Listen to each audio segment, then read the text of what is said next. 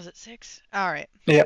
So pages 43 through 93, I think, is what I put. Mm-hmm. Um, it seems to me. So we got introduced to the 7 principles last week, or the last time we talked about this book.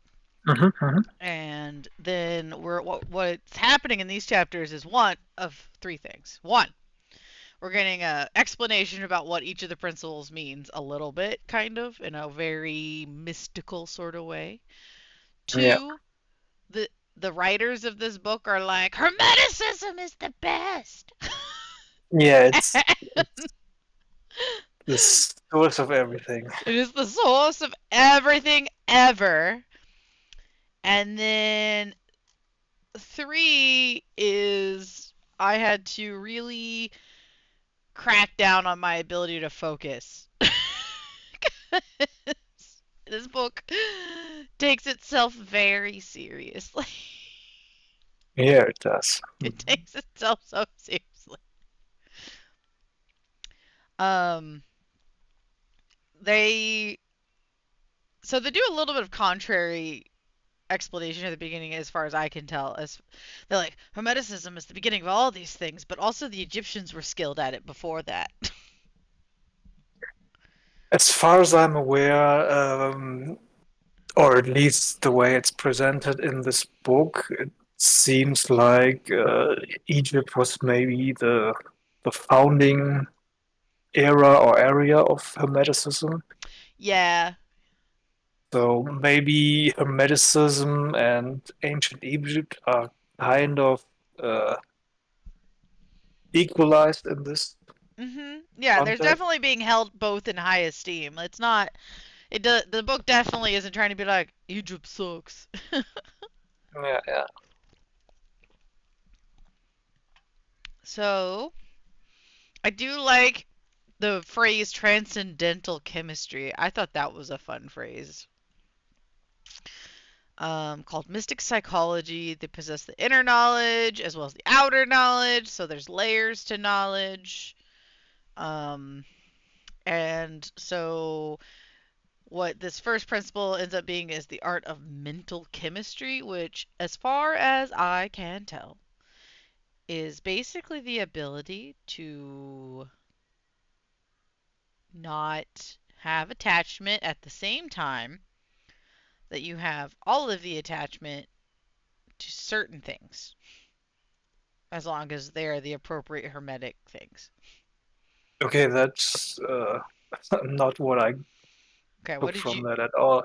All I right. mean, it's I think I don't know if this, but I think it's this chapter. I mean, it basically says, yeah, you can if you know the principle, you can manipulate your own states of mind and Mhm. also the states of mind of other Yeah. people. And yeah, So to me, though, I guess that seems like you have an attachment to the idea that you need to do that in order to get there. I'm not And so then sure it's an you gotta be a attachment. mental alchemist to really get there.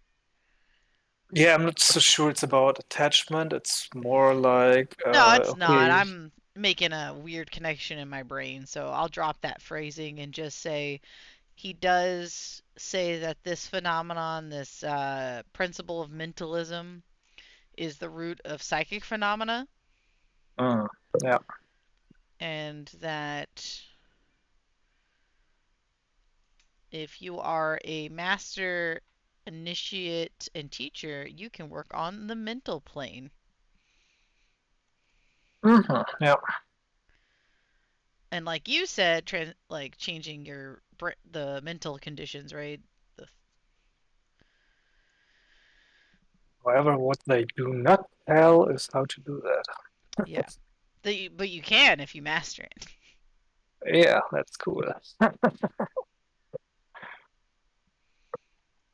So, yep, we ask the close attention, careful study of this great principle on the part of our students, for it is really the basic principle of the whole Hermetic philosophy and of That Uh-huh. the all is mind is pretty much The all is mind, indeed. yeah, the big. And so then chapter 4, the all, which if you have any like you've dived at all into different philosophies or religions, I think almost just speaks for itself because I thought it was gonna get a little different, but it really just seems to be the all is all. Yeah, it's very reminiscent again of Brahman in Yeah, Vedanta. yeah. Atman is Brahman, and so Yeah, yeah. I did highlight this. He is like the squirrel which frantically runs around and around the circling treadmill wheel of his cage, traveling ever and yet reaching nowhere. At the end, a prisoner still and standing just where he started. Yeah. If you're trying to understand the all or grasp it. The all is also a noble. Uh, Seems important. Um, Again, very reminiscent of the idea of Brahman. yeah,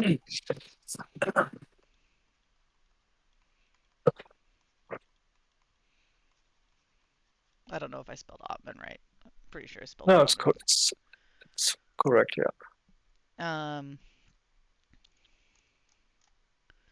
yeah, I agree. Absolutely. Um, And then before we started, you did mention this idea that like not to forget that things are rooted in reality, and we hit it a little bit here in this chapter as well, where he's like, and consequently, both religion and philosophy mean to us things having roots in reality, while theology and metaphysics seem like broken reeds rooted in the quicksands of ignorance and affording I not. find it I find it interesting that I feel like they kind of switch the meaning of theology and religion Yeah. uh, because what they describe as theology here is what I would call Mhm. religion normally, and on the left side it says religion to us means that institutional realization of the existence of the all and one's relationship to it, which to me seems more like a personal faith kind of Mhm. thing. Well, yeah, it's Yeah. just something weird that I kind of stumbled over.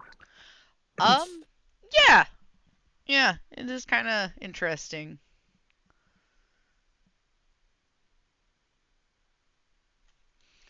And then philosophy means the inquiry of knowledge. Sure. Um, Reiterating that it is a knowable, um, Mm, and that it is immutable and not subject to change, even though everything is changing, as stated before. Everything that comes out of the all, anyway. Yeah, Yeah. It is infinite. It is, it really is. It's absolute. So, first, they're setting the stage, I think, and saying if we're going to acknowledge the all, we have to also ascribe these attributes to the all. And so they are telling us how important the all is, how it it's big, it is all it's unchanging, and then just going into lots of that over and over again. My brain got really tired of them capitalizing the all over and over again. okay, well, that didn't bother me. Um, well, But as you said, it kind of feeds into that impression that this book takes itself very seriously, like life and mine and the all and all that kind of jazz. And just to hammer these points home, kind of. all is infinite living mind and illumined, call it spirit. So, It all comes down to spirit, if we think of infinite living mind. Um, and then chapter 5, the all is spirit. Now that we spent a whole chapter talking up the all, we're now swapping our vocabulary for spirit as infinite living mind. And that if the universe exists at all, or seems to exist, it must always, in some way, come from the all and is a creation of the all and is just a lot. But this is a pretty famous phrase, as above, so below. Yeah. And so this is where that connection comes in of let us endeavor to get a glimpse of the workings on higher planes by examining those on our own, which lightly reminds me of people who will also say phrases like math is the handwriting of God. That if we Okay. Mm. understand the miniature details, that's how we understand the big reality, I guess. Oh, That was a thought I had.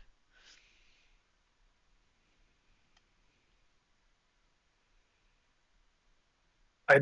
mm, It's not quite the same, I think, or at No, least. I don't think it's quite the same. It just reminded me of it. Okay, fair. Mhm. Yeah, sorry. I don't mean to say that I think they're the same, just that it was a interesting like bloop in my brain radar. That's all right. Okay.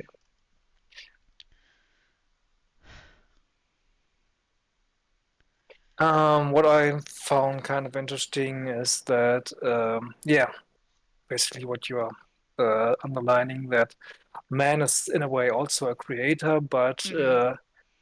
his creations, his mental creations are necessarily limited as Mhm. man's mind is a limited one, whereas the all is an infinite mind and therefore can create infinite things and unlimited things and so on and so forth. As it says, the all create universe in its own mentality. But your universe is the mental creation of a finite mind, whereas that of the all is the creation of an infinite. Yeah, what I said. Similar, but infinitely different in degree or scope. Yeah. Mhm. I find a lot of this is tying one thing into the next thing, into the next thing, into the next thing. And I almost feel like I need a bubble diagram where I can connect the thoughts visually for myself. Um, Okay. because if I slow down really slow, I'm following some of it, but they keep making a lot of jumps that make me feel lost. Or mostly it brings up something in my mind which is having trouble wanting to think about it. I'm like, nah, that's too hard. I want to move on to the next thing now. Okay. um, and so like I want to be like, here is all, and then all jumps over into spirit, and then spirit, but it also is mental. And then that's all, but then it's also this thing, and then it's this thing, but then it's over here on the, you know what I mean? Yeah, I mean, I think I can follow it fairly fairly easily enough. So yeah, I mean, it seems mostly fairly straightforward to me. Yeah. But yeah.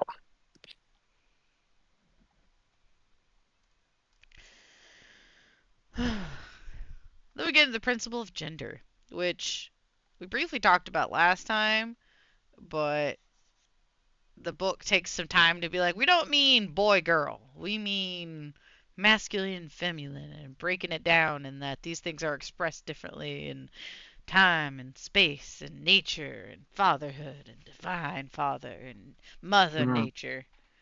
I am curious. I would need to do the research. I haven't looked it up yet, but I'm wondering how how old is the idea of mother nature? Does it come from Hermetic thought? I would reckon it's older than that. I mean, that seems like something that may even Greek mythology. might even go to prehistoric times. Yeah. I yeah, but I'm not sure actually. So it might have actually its root in some later school of thought.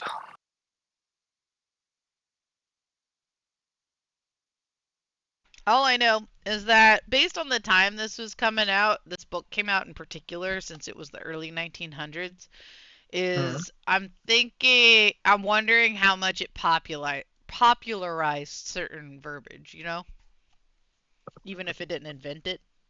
Mm. So that would be interesting to learn for me. Yeah. Masculine principle is God the Father, feminine principle is nature, universal mother. Um, do not mistake the earth for the universe itself, which is pretty good.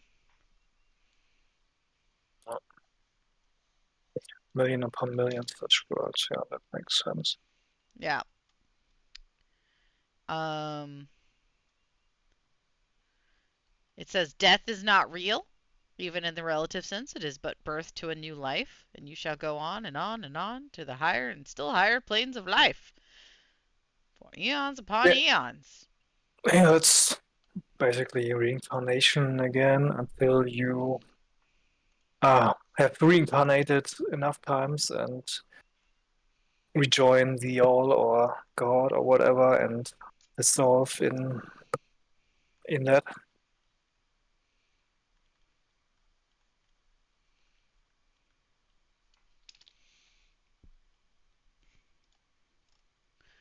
Yeah. Now we're entering chapter 6. Now, what I find interesting about this Mm-hmm. whole reincarnation thing and this, going on and on and on. I mean, it's kind of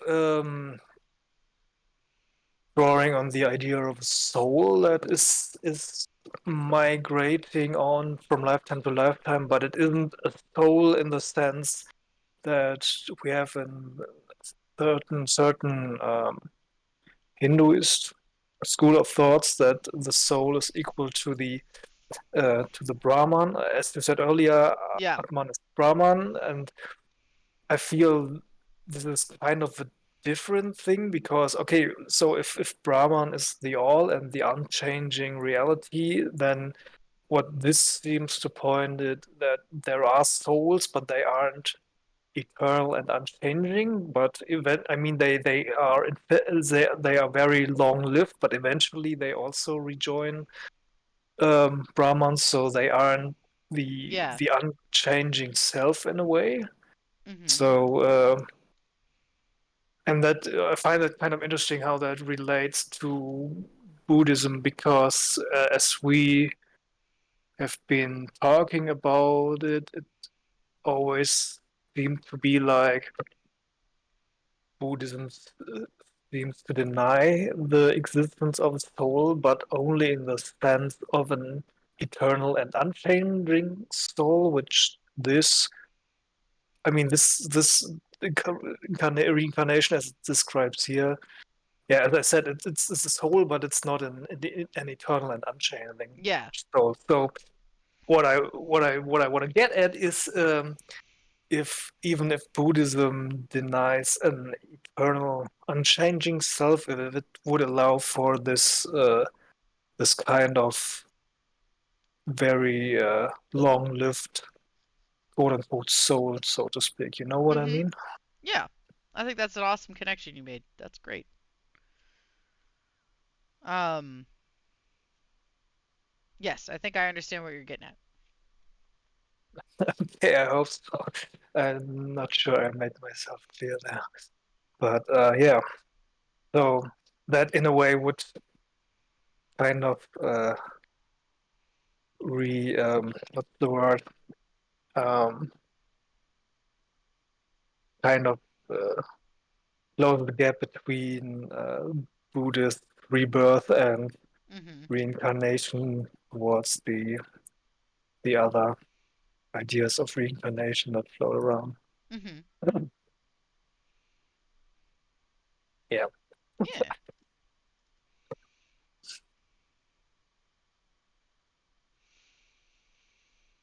Yeah, and this is the chapter I was mentioning earlier, which reminds us that, oh yeah, while the universe is in the end ephemeral and illusionary, or illusionary, is that the word?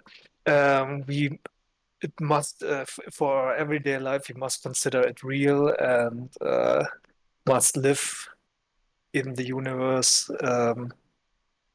on this relative level. And on this relative level, the universe is real to us and we are real in it.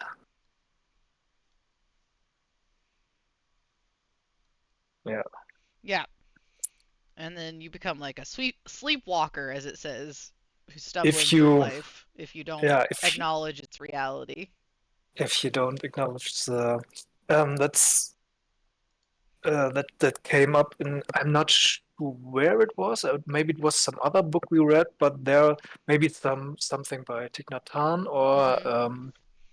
Pema, where it said that there are two layers of truth or two kinds of truth, the relative truth and the absolute truth, and this is kind of what this is Yeah. also pointing to.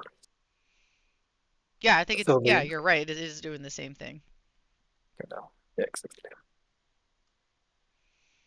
So not to, and that is Um also, I mean, that also reminds me of the Zen adage of chop wood, carry water. So not to mhm.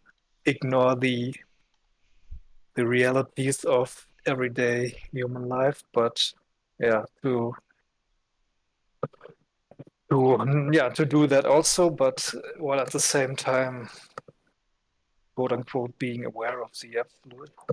Yeah, I think this sentence summarizes that concept ish pretty well. Keep your mind ever on the star, but let your eyes watch over your footsteps, lest Yeah. you fall into the mire of reason of your upward gaze. Right? So it's telling you, yeah, it's connecting those thoughts of like, yes, there are these absolute truths, but you have the day to day, like you said, to Mm, deal with.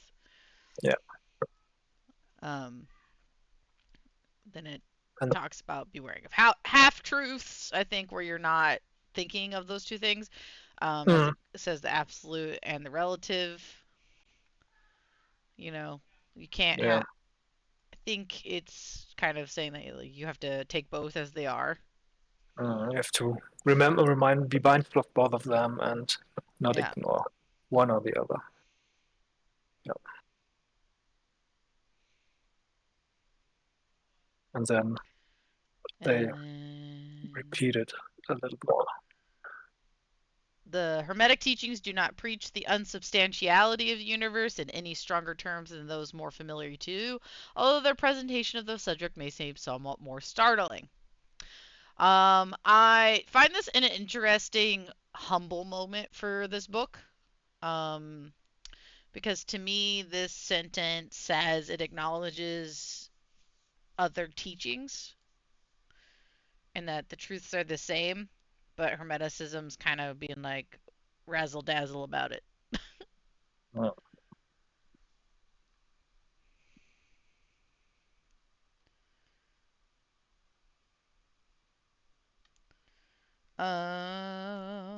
Let's see.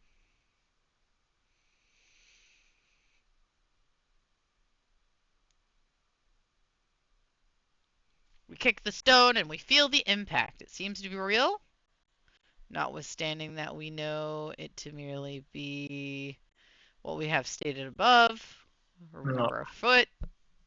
So yeah, it's definitely like, look, you still got this flesh suit you gotta wear.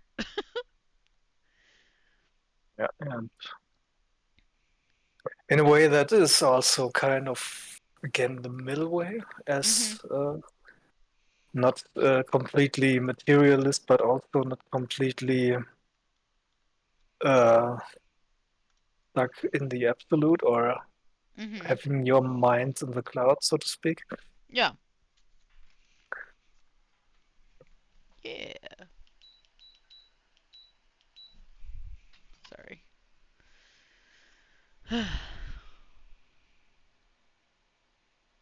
And then it's yeah more of the same. We are all held firmly in the infinite mind of the all.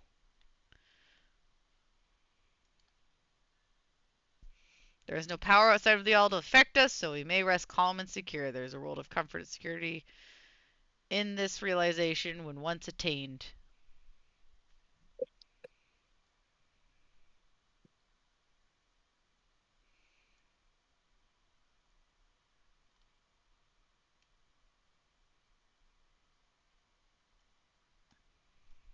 We commit a folly when we attempt to deny the existence of matter in the relative aspect. Yep. Kind of back to that same thing we were talking about. Mhm.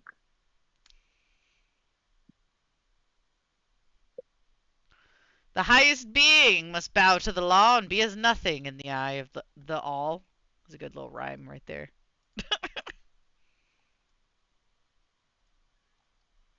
Uh,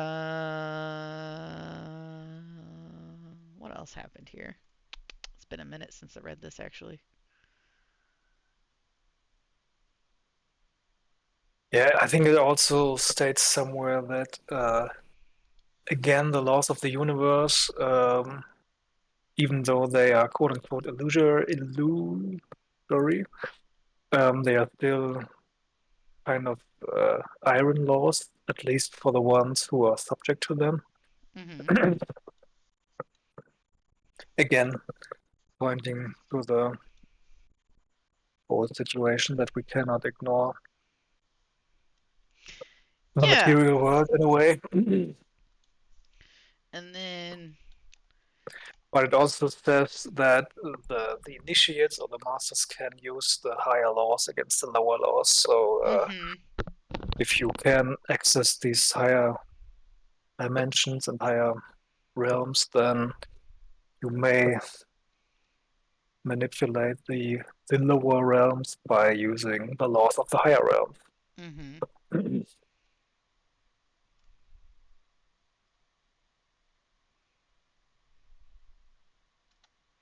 So on and so forth. You can unlock so many doors with the master key.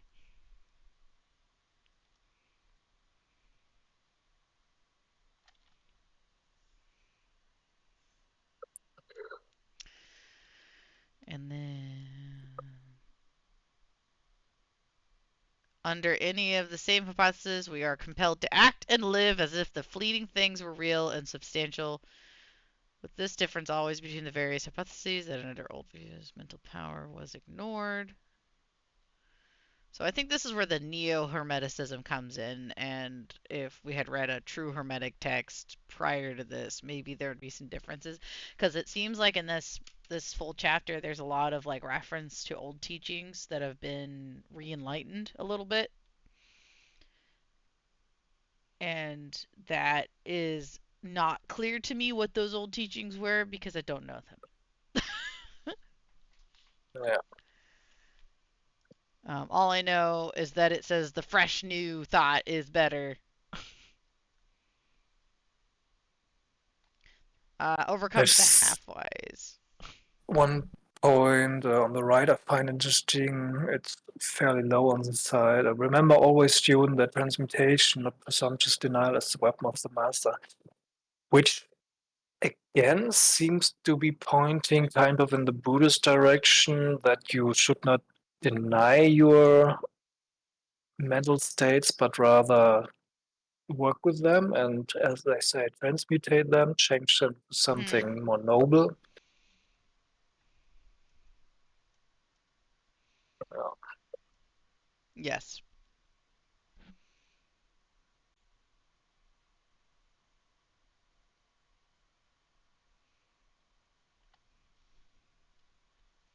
We are all on the path.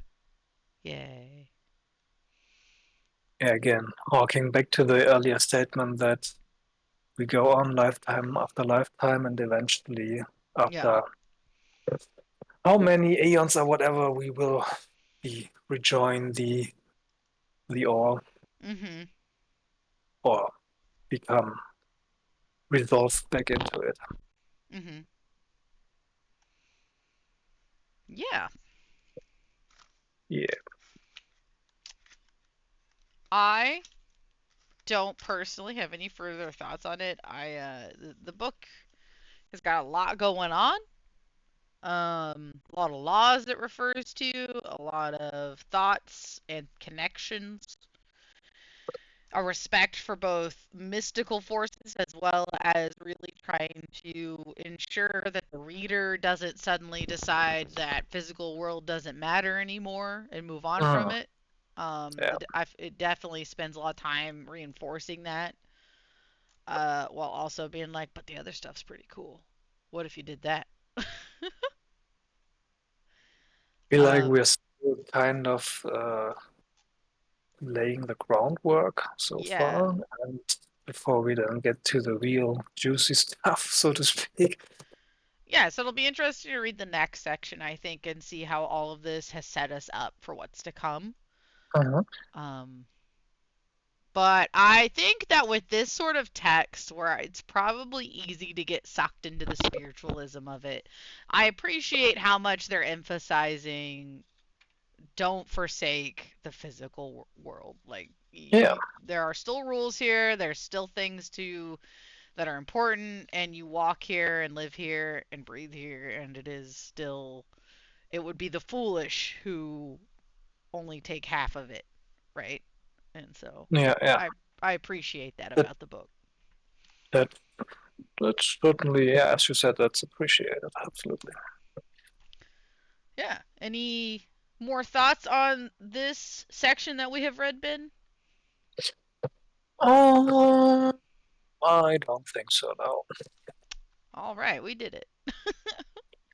we did it. Go team. Go us. Woo.